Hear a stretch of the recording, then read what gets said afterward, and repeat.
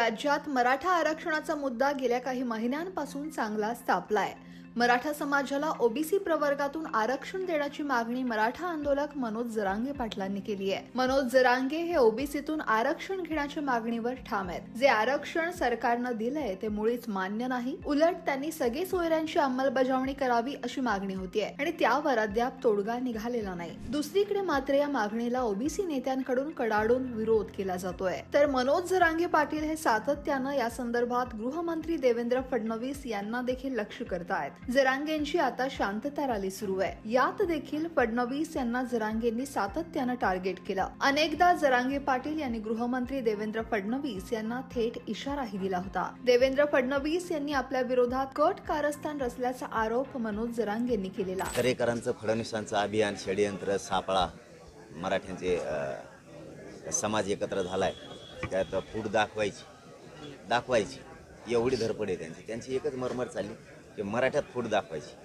बाकी काय नाही। देवेंद्र फडणवीसांचं तेवढं स्वप्न आहे मराठ्यात फूट दाखवायची, बाकी काहीच नाही। आता मराठ्यात फूट पडतच नसते कधीच।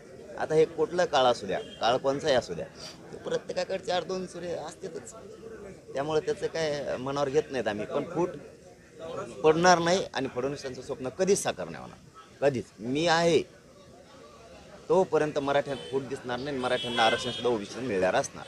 आणि अशातच आता देवेंद्र फडणवीस यांनी मुंबई तक सोबत बोलताना यावर भाष्य केलंय। मनोज जरांगे नेहमी तुम्हालाच का टार्गेट करतात असा सवाल फडणवीसांना विचारण्यात आला होता। त्यावर देवेंद्र फडणवीस काय म्हणाले पाहूयात। सरकार आमच्या तिघांचं आहे, पण केवळ मी टार्गेट होतो।